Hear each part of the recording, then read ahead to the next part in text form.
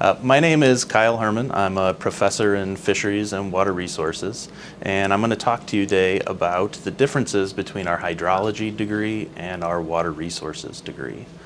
So a lot of students have questions about the differences between these two options, and the best way I can describe it is a hydrologist is going to be somebody that wants to quantify the movement of water in streams and rivers, maybe precipitation or groundwater flow. The tools that a hydrologist would use would be things like mathematical equations, statistics, maybe geographical information systems. So GIS, if you're not familiar with it, is a tool that allows you to use data and spatially analyze it on maps. And so this is becoming a pretty common tool for a hydrologist to use. And so hydrologists are mathematically driven. There may be some fieldwork components to what a hydrologist does, but really they are driven by data and how they analyze water movement. The implications for a career in hydrology might be looking at things like drought, drinking water availability, floods, and the effects of floods.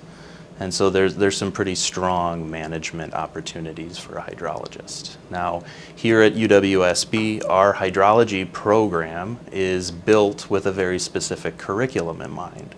And the idea behind this is that our curriculum allows you, as a hydrology major, to meet the academic requirements that the Office of Personnel Management that the federal government runs, to meet what is needed to be a hydrologist for the federal government.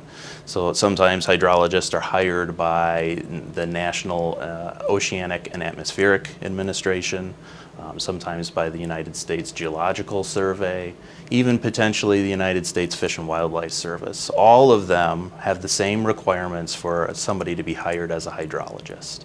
Now, the opposite side of this is a water resources degree. A water resources degree is kind of designed to fill the gap in our water programs between maybe being a fisheries biologist and having a degree in fisheries and aquatic sciences, and then on the other side of that would be a hydrologist, where you mathematically quantify water movement. Well, a water resources degree is going to try to fill the gap in between there, which is very diverse. There are numerous career opportunities in everything other than hydrology and fisheries biologists. And that could range from, being a water quality specialist, looking at soil-water interactions on the landscape. You could be a water chemist working in an environmental lab or a wastewater lab.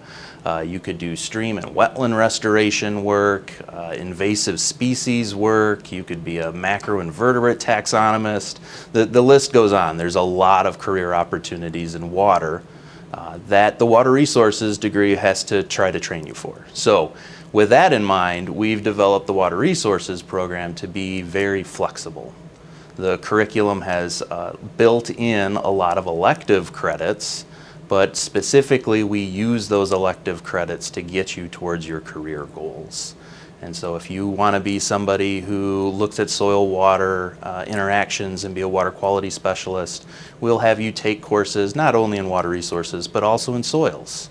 You could potentially pick up a soils minor along the way.